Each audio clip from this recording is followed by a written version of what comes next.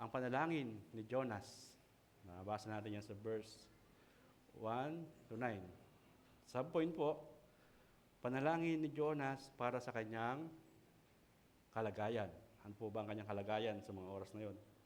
Sabi diyan, then Jonah prayed to the Lord, his God from the belly of the fish. Siya po ay nasa loob ng malaking dambuhalang isda sa mga panahon na yan.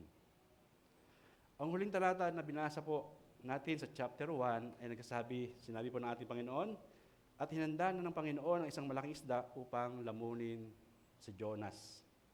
At si Jonas ay nasa tiyan ng isda ng 3 araw at 3 gabi. Gaya ng nabanggit ko kanina, ito na sana po ang magiging wakas na kwento ni Jonas. Kung ako po talaga ang gagawa ng storya ni Jonas, siguro hanggang doon na lang siya. Dahil sa sobrang tigas ng ulo niya. Ito na sana ang magiging wakas ng kwento ni Jonas, ngunit narito tayo sa Kabanata 2. At si Jonas ay nananalangin pa rin mula sa tiyan ng isda. Tinutukoy nito ang patuloy na paglalarawan ng kalagayan po ni Jonas at ang kanyang pagsusumamo sa Diyos.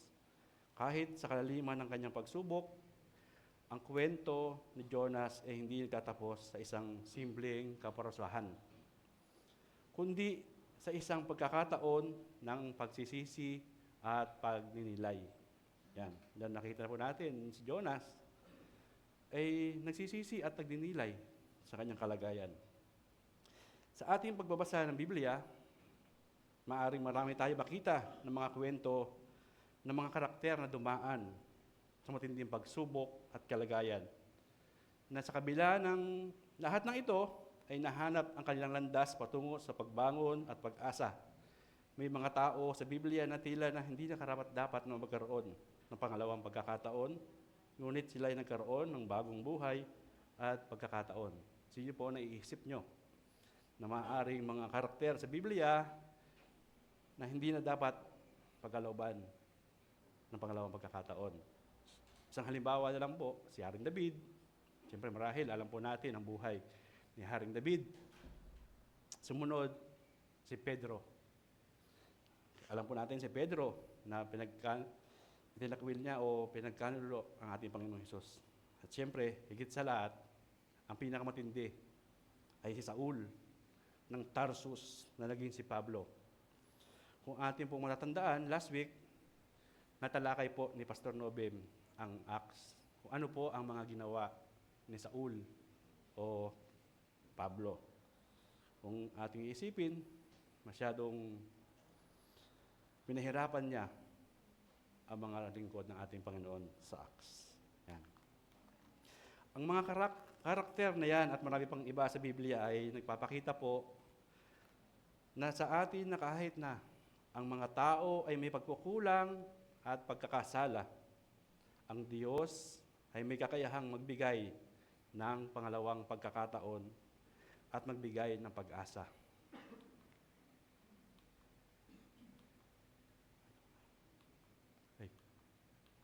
Yan. Hindi ko pa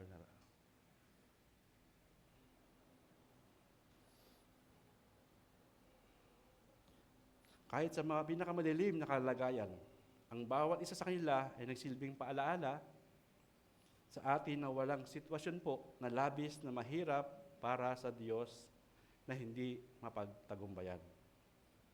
Mga kapatid, tunay nga ang bawat pagbabalik at pagbangon ay isang patunay na dakilang kabutihan at pagpapala ng Diyos.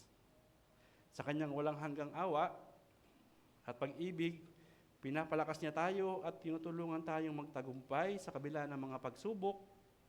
Ang kanyang pagpapatawad at pagpapala ay isang tunay na biyaya. At tunay na karapat-dapat siyang pasalamatan. Amen. Sa bawat hakbang ng ating buhay, salamat sa Diyos na siya ang ating gabay at lakas sa lahat ng oras. Mga kapatid, ang tanong po, paano po nagsisimula ang pagbabalik o paghingi ng tawad? Ayon po sa karanasan ni Jonas, anumang dakilang pagbabalik ay nagsisimula daw saan? Sa panalangin. Ang panalangin ang siyang magdadala sa Diyos sa ating kalagayan. Hindi na po mahalaga kung saan nagmumula ang panalangin. Kahit pa sa kabila ng matinding pagsubok at sa kabila ng napakapait na karanasan, tulad na lamang po nasa loob ng tiyan ng malaking isda. Hindi pa rin huli ang lahat upang manalangin at humingi ng kaligtasan. Ngunit ang tunay na kaligtasan ay hindi matatamo hanggat hindi ang ating mga puso ay nagsisisi at nagbabalik loob sa Diyos. At humingi tayo sa Kanya ng tulong. Yan.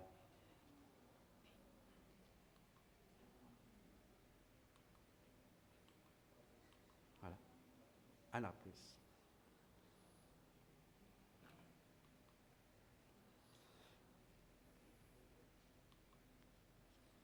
Mga kapatid, ito ay nagiging paalala sa atin na ang panalangin ay makapangyarihan at ang Diyos ay tapat sa Kanyang mga pangako. Anuman ang kalagayan, maaari tayong bumalik sa Kanya at magtiwala sa Kanyang plano. Dahil ang Diyos ang may hawak ng ating kinabukasan. Yan. Siyempre, kung habang nanalangin si Jonah, sabi diyan, pangalawa, ngunit dumating ang tugon o sagot na makita natin sa verse 2. Ang sabi diyan, saying, I called out to the Lord out of my distress, and He answered me out of the belly of the Sheol. I cried, and you heard my voice. Si Jonah po ay nanalangin at nakatanggap ng tugon mula sa Diyos. Tila isang dakilang biyaya at kagalakan ang marinig ang kanyang tinig. Napakasarap siguro po ng pakiramdam ni Jonah nang nalaman niya na tumugon ang ating Diyos sa kanya sa mga panahon na yon. Marahil, kung tayo tatanungin, kung tayo po ay nakatanggap ng tugon sa ating Diyos, ay nawa, sigurado, ang sarap ng ating feeling. Lalo-lalo na kung ano yung mga prayer request natin at pinagkaloob niya, siguro,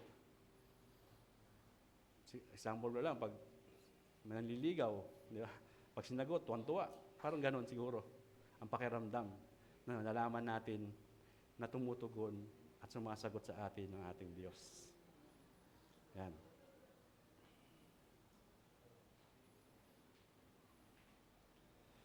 Napakahalaga nito. Hindi na mahalaga kung si Jonathan po ay nagpapahinga o sa duyan o nasa loob ng tiyan ng isang dambuhalang isda. Ang tanging mahalaga po ay ang salita ng Diyos. Kapag ang Diyos ang nagsalita, may kasiguruhan tayong makakamtan ang kapayapaan, anuman ang ating kalagayan. Dahil siya ay tapat, totoo, at makapangyarihan. At si Jonah, sa kabila ng lahat ng pagsubok, ay nakatagang ng sagot mula sa Diyos. At alam niyang siya ay narinig. Yan. Napakasarap ng feeling siguro. Siguro makakatalon lang si Jonah sa loob ng tiyan ng isda. Kawawa naman yung isda. Baka na-impatyo na yon 3 araw na eh. Yan. Mga kapatid, ang talatang ito ay nagbibigay po ng inspirasyon na kahit sa gitna tayo ng mga pagsubok o pagdurusa, ang Diyos ay laging handang makinig at tumulong sa atin kapag tayo ay tumawag sa Kanya na may tapat na puso. Yan. Madalas, ang patuloy na pananalangin ay nagpapakita po ng ating pananampalataya at tiwala sa Diyos. Tulad na lamang po na isinulat ni Apostol Juan. Paborito ko kasi si Apostol Pablo eh. Tulad na lamang po ang sinulat ni Apostol Juan sa unang 1 John 5:14-15. Ang sabi diyan, may lakas loob tayong lumapit sa Kanya dahil alam nating ibinibigay niya ang anumang hingi natin. kung ito po ay naayon sa kanyang kalooban. At dahil alam nating pinapakinggan nga niya tayo, alam din nating ibinibigay niya ang bawat hinihiling natin sa Kanya. Pero tandaan po natin, ang sabi diyan, kung ito'y naayon sa Kanyang kalooban. Baka isipin ng iba, yun pala eh. Kahit ano pala ipanalangin natin, ibigay. Hindi po. Ayon po sa Kanyang kalooban. Yan. Makita natin ang kahalagahan ng patuloy na ugnayan sa Diyos sa pamamagitan po ng panalangin. Yung panalangin daw po ay parang nakikipag-communicate tayo sa ating Diyos. Isa sa mga pangunahing mensahe ni Apostol Juan ay pagsisiguro ng ating panalangin ay ayon sa kalooban ng Diyos at naniniwala siya ang Diyos ay nakikinig sa ating mga dalangin. Yan.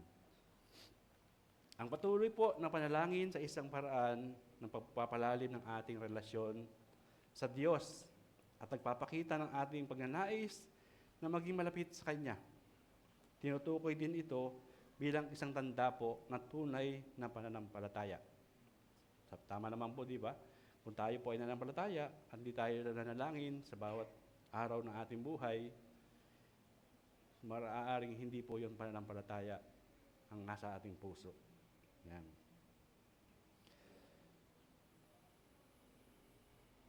Tinutukoy din ito bilang isang tanda na tunay na pananampalataya.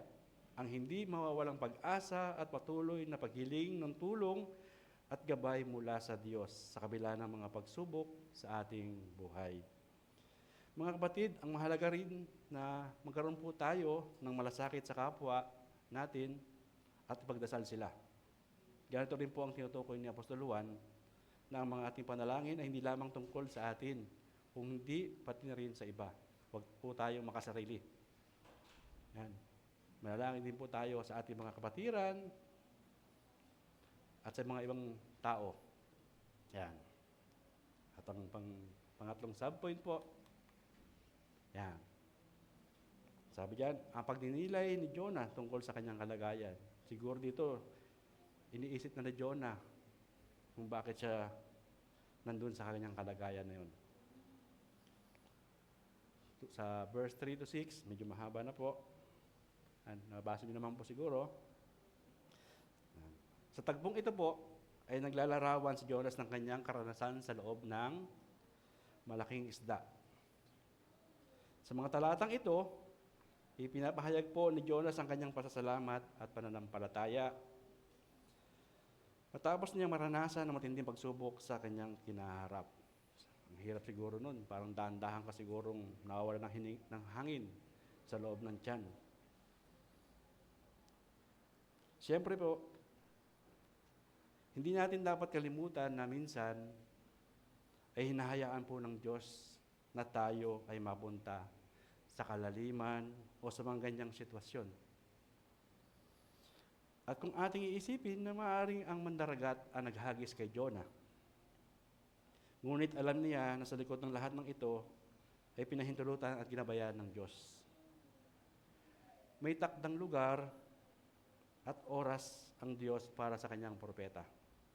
Ang lugar ay nasa tiyan ng malaking isda at ang panahon po ay 3 araw at 3 gabi. Tayo rin po ay minsan ay tinutulak po sa kalaliman sa isang lugar na itinakda po ng Diyos sa oras na tinalaga. Kahit mas gusto po natin manatili sa ibabaw na bahagi. Ito po ay para sa ating walang hanggang kabutihan upang mas makilala natin ang ating Diyos. Kailangan nating manalangin tulad ng nabanggit ko kanina, ngunit kailangan din po nating manalangin ayon sa kanyang kalooban. Kadalasan po, hindi po ito simpleng panalangin na tulad ng lamang na iniisip natin. Kasi ganun po tayo minsan, ang iniisip natin, pag tayo ay nanalangin, pag sinabi, may sakit, Lord, kayo po ang Diyos na makapangyarihan. Alam ko na kayong gamutin ito. Hindi po ganun kasimple ang dapat na iniisip natin sa panalangin. O kaya naman, iniisip natin, Panginoon, alisin niyo po ako sa lugar na kinalalagyan ko. Sa mga pagsubok na ito, alisin niyo po ako. Hindi po ganun kasimple ang dapat nating iniisip sa panalangin. Kung pamilyar po kayo sa kanta ni Laura Story sa Blessing, hindi natin nakanta, no? Chorus na lang po. Yan. Kasi yung mga ibang mga lyrics tungkol sa mga panalangin. Kung ating pong babasahin o ating kakantahin ang chorus na yan, kantahin sana ni Christian kanina eh. Ang mensahe po mula sa kantang Blessing ay isang magandang paglalarawan ng pagkakaiba po sa ating mga panalangin at mga plano ng Diyos para sa ating buhay. Sa kabila ng ating mga hinihingi o mga inaasahan, madalas ay hindi agad natin nakikita ang mga layunin at paraan ng Diyos na mas malalim at mas makapangyarihan. Sa mga oras ng pagsubok at paghihirap, maaari po nating akalain na hindi tayo pinapansin o hindi tinutugunan ang ating mga panalangin. Ganyan po ba tayo? Sana po, hindi po tayo ganito. Ngunit sa katunayan, ang Diyos ay gumagawa ng mas malaki at mas magandang bagay sa ating buhay. Sa paraan at sa oras na higit na makikinabang po tayo.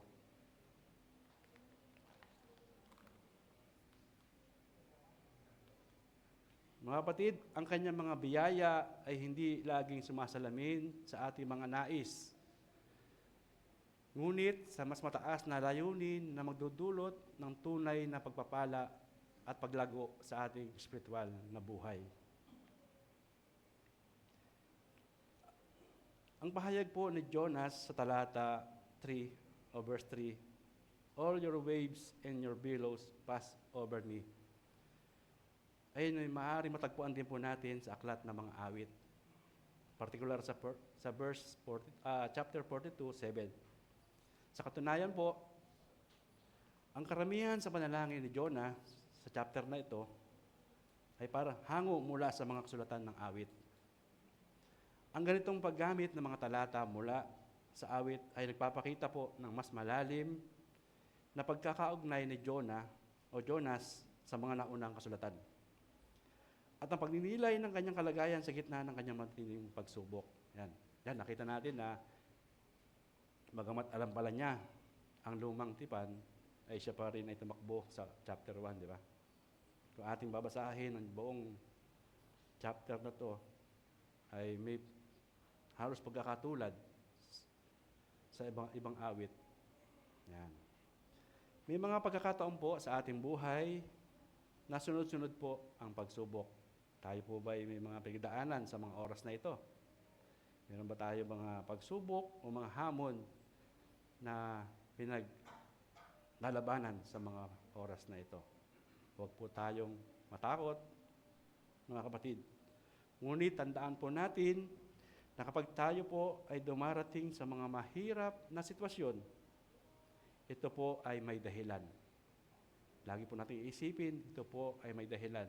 Huwag po natin isipin, kaya po ako sinusubok ng Panginoon dahil makasalanan ako. Hindi po ganun.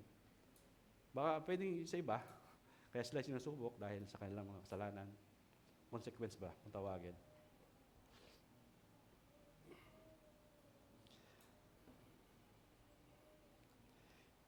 Ang Diyos po ay naglalagay sa atin sa mga pagsubok upang palakasin po ang ating pananampalataya. Yun lang po ang totoo doon.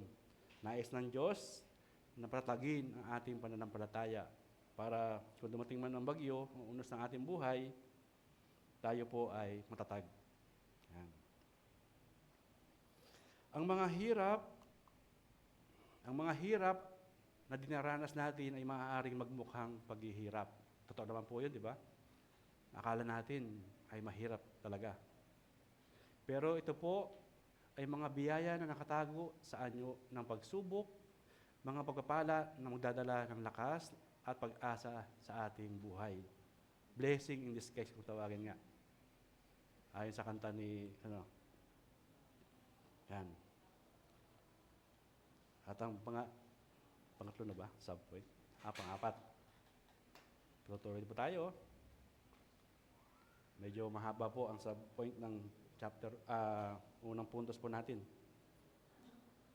Ito po, maganda natin tandaan. Kapag tayo po ay natutuksong manghina, sabihin ko po, kung tayo po ay pinanghihinaan ng loob, tandaan mo ito. Nakita niyo po yung naka-highlight na kulay pula? I remember the Lord. Yan po. Dito po, makita natin si Jonah sa isang kalagayan kung saan ang kamatayan po ay tila malapit na. Sabi nga niya dyan, habang ako'y humihingal at nangihina, naalala ko ang Panginoon. Hindi mo na kinakailangan po na nasa loob tayo ng malaking isda upang maramdaman ang matinding pagkapagod at pagkawala ng pag-asa sa anumang pagkakataon ng buhay. Maaring mawalan tayo ng lakas at magsimulang magduda, lalo na sa gitna ng mga pagsubok. Ang mahalagang salita po na ating matututunan sa chapter na ito ay I remember the Lord. Alalahanin ng Panginoon. Alalahanin ang kanyang pagkakakilanlan at ang kabutihang ginawa niya sa atin o kay Jonas. Yan. Sa puntong ito, ng pagdidilay at pagsisisi, napagtanto po ni Jonah na ang pagtakas niya mula sa Diyos ay nagdulot lamang ng pagkakasala. Sabi nga dyan sa verse 8, those who pay regard to vain idols forsake their hope but steadfast. Yan po ang naging karanasan ni Jonah. Yan ang ginawa niya. Kaya yan siguro nabanggit yan. Dito, nakita natin na pinabayaan po ni Jonas ang kanyang katapatan sa Panginoon dahil sa sariling kagustuhan at mga nais na nagdulot lamang ng lahat ng paghihirap at isang muling pangako sa Panginoon ang tutuparin niya. Ang pangako na ito ay isang pagpapasya na maging propeta uli ng ating Panginoon. Magsalita bilang kanyang tagapagsalita. Isang pagtawag na sumunod sa kanyang mga utos at sumunod kung saan siya magtutungo. Yan. Na-realize siya siguro na talagang wala siyang magagawa dahil ang Diyos ang tumawag sa kanya. Sa kabila ng matinding kawalan ng magagawa, napagtanto ni Jonah ang kanyang mga pagkakamali at walang kabuluhan at hangal na pagsubok na tumakas mula sa Panginoon. Ito po kagandahan. Na-realize niya po ang kanyang kasalanan. Na-realize niya at siya ay humingi ng patawad sa ating Panginoon at muli siyang nangako na magiging tagapagsalita ng ating Panginoon. Sa kanyang pusong pagpapakumbaba, natanto niya na siya ay wala nang magagawa kundi sumuko sa kalooban ng Diyos at magbigay ng papuri sa Kanya sa kabila ng kanyang pinakamababang punto ng kawalan ng pag-asa. Binigkas ni Jonah ang pinakamahalagang talata. Isang saloobin na nagsasabing ang pagsunod at pagpapasakop sa kalooban ng Panginoon ay mas mahalaga kaysa po sa sariling kagustuhan natin o kagustuhan niya. Dapat tayong makarating sa isang kalagayan po kung saan ang buong kababaang loob nating tinatanggap na ang kaluwalhatian ng Diyos ay hindi maaaring paghatian o agawin ng sinuman. Siya lamang ang may ganap na karapatan sa lahat ng papuri at pagsamba. Ang kaligtasan na tinamo natin ay hindi po bunga ng ating sariling lakas o talino, kundi isang biyayang walang katumbas na pinagkaloob sa atin ng Diyos. Ang dakilang lugar na tinaguyod ng Panginoon upang dalhin tayo sa isang lugar na lubos na pagpapakumbaba at pagtanggap, isang pahayag ng kaligtasan na tanging sa Kanya lamang na nagbumula. Ang lugar na ito ay ang banal na saksi na ganap na pagsuko. Isang kalagayan kung saan ang lahat ng pag-aalinlangan po at pagtutol ay nawawala. Tulad po ni Jonas, hindi na siya magtatangkang takasan ang kalooban ng Diyos, ni maghahanap ng paraan para umiwas sa kanyang tawag. Yan, mga kalalakihan.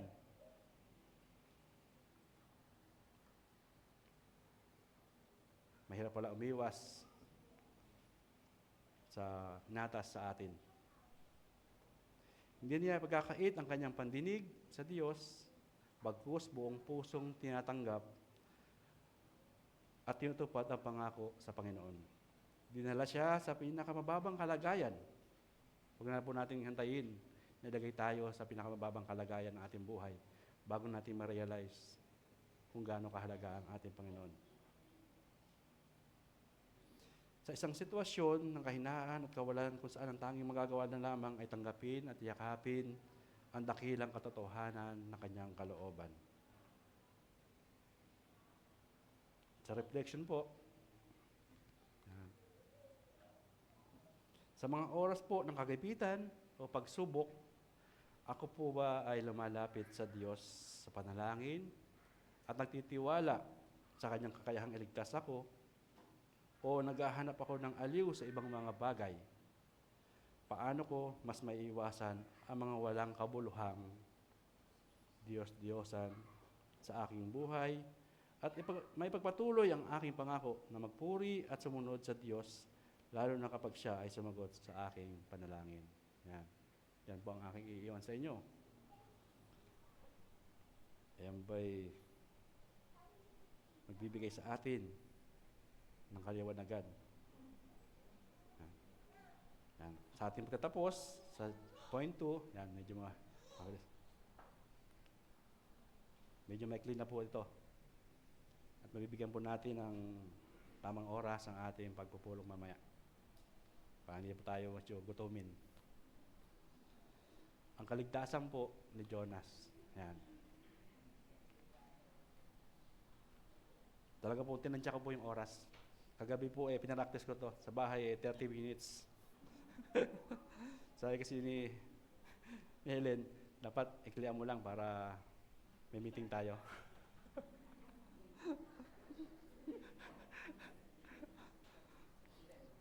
Ayaw magutom.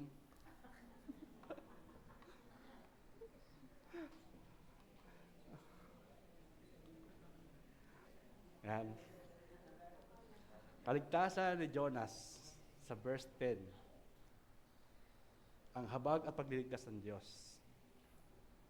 Sabi diyan, and the Lord spoke to the fish, and it vomited Jonah out upon the dry land. Diba? Masunurin talaga yung isda, no? Sa unang chapter, inutusan siya na lunukin si Jonah. Dito makikita natin ang pagsunod talaga ng isda, no? Hanggang sa iluwa niya.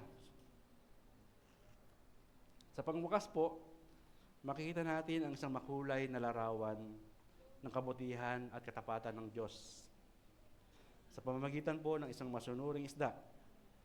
Sa kanyang pagsunod sa utos ng Panginoon na lunukin si Jonas, pinakita po ng isda ang hindi matitinag na pagsunod sa kalooban ng Diyos. Si isda sumunod sa Panginoon.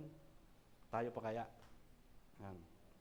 Gayon din sa pagpapalaya kay Jonas, pinakita ng isda ang isang uri ng kaluwagan.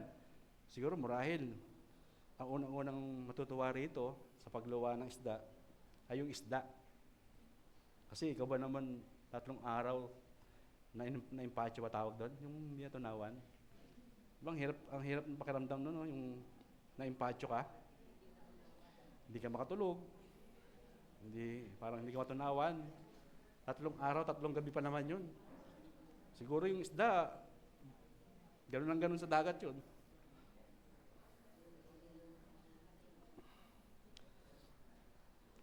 Gayon din sa pagpapalaya kay Jonas, pinakita ng isda ang isang uri ng kaluwagan at pagpapalaya mula sa pasakit na dulot ni Jonas sa kanyang tiyan. Maaaring isipin ng isda ay nagnanais na mawala ang pasakit na ito, ang dulot ng nilalang na ito. Ngunit sa kabutihan ng loob ng Diyos, ito rin ang naging pagkakataon po ng muling pagbangon ni Jonas. Yan. Ang kabanatang ito ay isang makapangyarihan, simbolo ng pagbabalik. Pagbabalik loob at muling pagkabuhay. Bagamat si Jonas po ay nahulog o hinulog sa ilalim ng pagkatalo at pagkakasala, itinaguyod po siya ng Diyos sa pamamagitan ng pag-aalaga at gabay. Dito makita po natin Bagamat pinahindunutan po ng ating Panginoon na ihagis siya at lunukin ng isda, hindi pa rin siya pinabayaan ng ating Panginoon. Ganun po kabuti ang ating Panginoon. Kahit anong sama o anumang pag-iwas ni Jonas, hindi po siya iniwan ng ating Panginoon. Ganun din po tayo. Huwag tayong mawawalan ng pag-asa. Kung naiisip po natin na tayo ay, totoo naman po yun, na tayo ay hindi perpekto. Madalas tayo po ay nagkakamali, nagkakasala.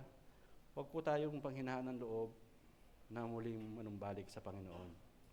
Gaya po ng example na to ni Jonah, bagamat siya ay tumalikod, umiwas sa kanyang atas sa kanya, siya po ay makikita natin dito na ginabayan at pinatnubayan at binigyan ng awa ng ating Panginoon.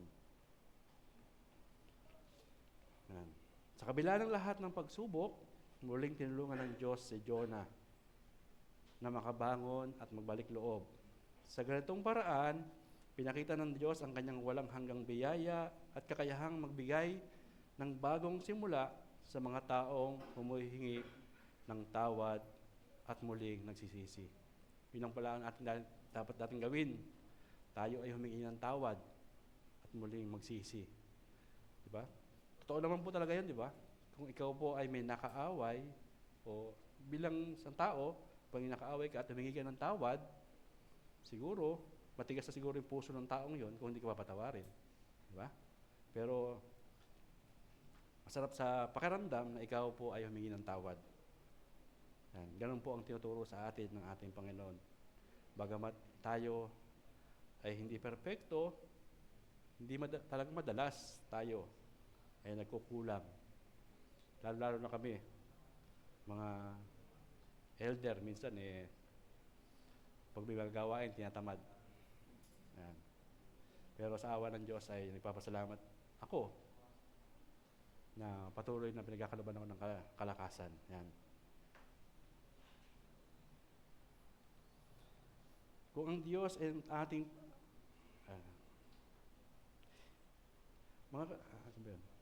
nawala tuloy ako. Sa ganitong paraan, pinakita ng Diyos ang kanyang kawalang hanggang biyaya at kakayahang magbigay ng bagong simula sa mga taong humihingi at muling nagsisisi sa Kanya. Ang mga kwentong tulad nito ay nagsisilbing paalala sa atin na kahit ano pong paghihirap at pagsubok na ating pinagdadaanan, hindi tayo nag-iisa. Amen po ba? Laging nandyan ang ating Diyos. Kung ang inyong asawa ay lagi nasa tabi nyo, mas higit ang Diyos sa bawat oras ay nandyan ang ating Diyos. Kung ang Diyos ay nasa ating panig, wala tayong dahilan upang mawalan ng pag-asa. Tulad ng isinagawang pagbabalik ni Jonas. Tayo rin po ay may pagkakataon na magsimula muli, magbago, at magpatuloy sa ating landas patungo sa Diyos. Huwag nating kalimutan na ang Diyos ang may hawak ng ating kapalaran at ang kanyang awa at pagmamahal ay walang hanggan. Conclusion na po tayo. Mga kapatid, ang kabanata 2 ng aklat ni Jonas ay may malalim na mensahe po ng pagpapakumbaba, pagsisisi, at ang patuloy na awa ng Diyos. Ito ay nagpapaalala sa atin na ang Diyos ay laging naroon upang magbigay ng kaligtasan sa mga tunay na nagsisisi. At siya ay hindi nagsasawang magbigay ng bagong pagkakataon sa mga nagnanais magbago. Ang kabanatang ito ay hindi lamang isang kwento ng propetang tumakas, kundi isang kwento ng bawat isa sa atin na minsan ay naliligaw. Ngunit patuloy na minamahal at hinahanap ng Diyos upang magbalik loob at magsimula muli. Sakto, 11:30. Yan. Salamat po at tayo po ay magsitayo para sa ating closing prayer, para sa bigyan natin ng ating meeting mamaya. Tayo po tayo, kakanta pa. Kanta muna. Sige. Sige, yun lang. Sige, chorus na. Kantahin po natin yung chorus ng...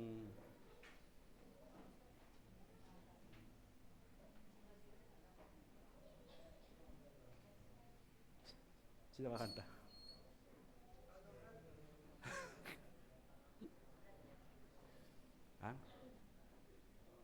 Saan ba yung chorus?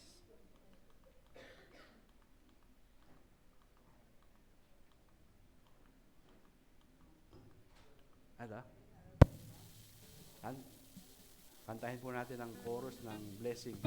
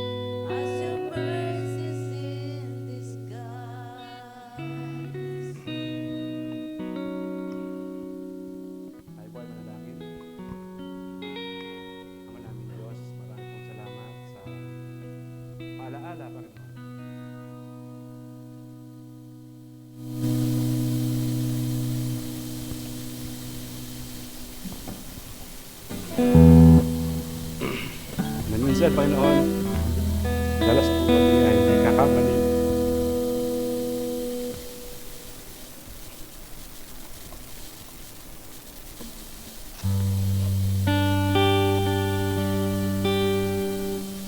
Nagkakasala, Panginoon.